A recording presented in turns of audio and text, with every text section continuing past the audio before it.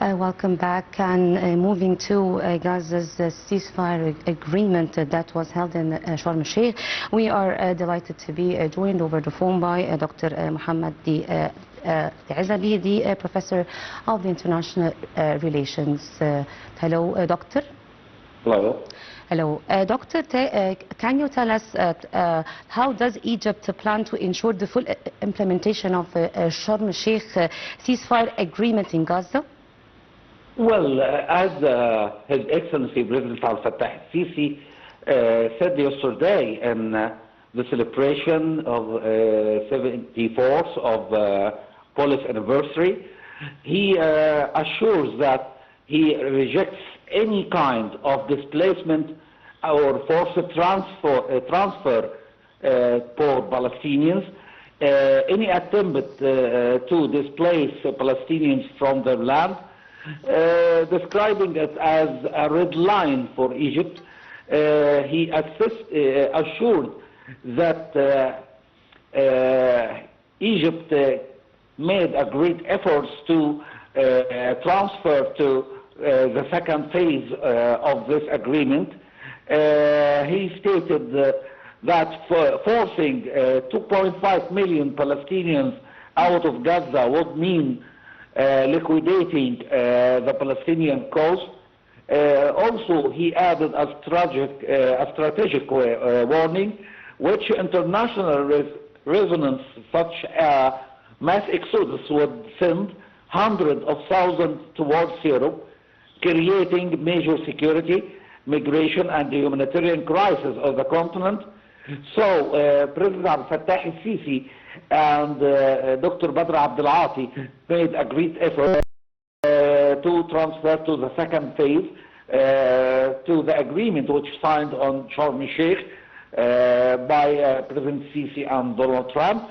He insisted that we wanted to start reconstruction Gaza and transfer people to the new buildings that would be built in the early future.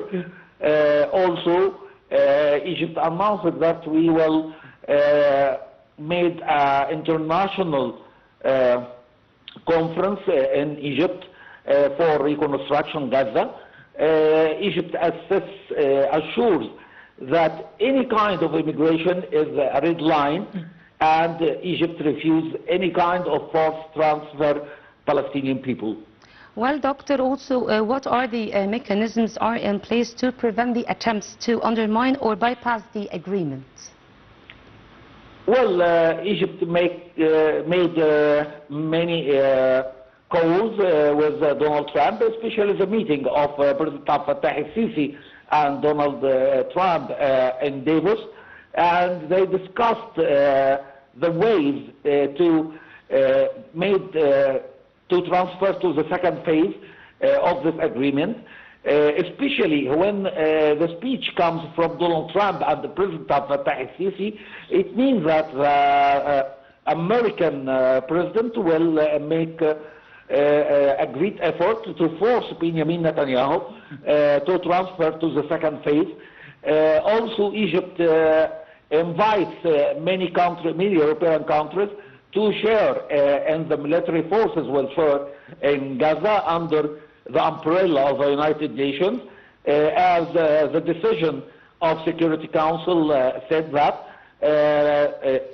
a peace troops will share to settle peace in Gaza and replace Hamas troops. So President Al-Fattah al-Sisi and Donald Trump invites many European countries to share in these troops, and I think it will be a real in next few days. Yes, well, Dr. Mohamad, in your point of view, how critical is Egypt's role in coordinating this aid delivery to Gaza, the humanitarian aid? Well, Egypt, by the speech of the United Nations and many European presidents, that Egypt made a great effort and deliver humanitarian aid and medical aid to the people in Gaza, especially through Rafah border. but the difficulties come from Israeli troops and the Israeli people who try to reject, refuse this humanitarian aid to enter to Gaza. He calls Donald Trump and European presidents to force Benjamin Netanyahu to raise the amount of humanitarian aid which reach to Gazan people, and especially the United Nations said that 80% of the humanitarian aid are coming from Egyptian people, and Egypt sent at least 80% of this humanitarian aid. So Egypt tried to made this by two ways: diplomatic way and humanitarian aid, which in Al-Arish. So His Excellency President Al-Fattah al-Sisi announced it in his speech yesterday that Egypt will send a lot of humanitarian aid to Gazan people until we start the reconstruction of Gaza. So what are the steps is Egypt taking to support the second phase of the ceasefire agreement? Well, Egypt made a lot of steps, especially, as I said, the meeting between His Excellency President Al-Fattah al-Sisi in Davos, and they discussed how to move to the second phase. Yes. Also, the diplomatic efforts which made by Dr. Badr Abdel-Ati in his meetings or phone calls with the prime European ministers. They made the negotiations with the European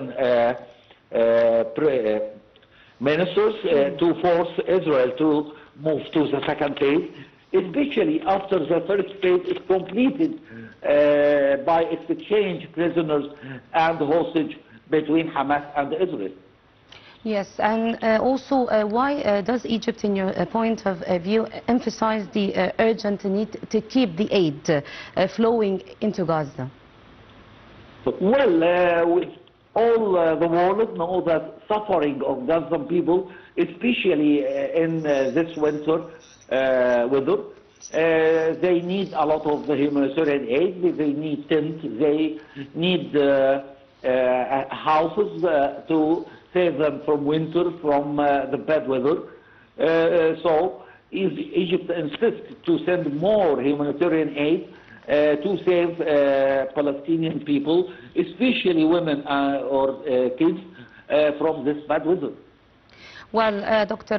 Mohamad Azaby, the Professor of the International Relations, thank you so much for your insightful information.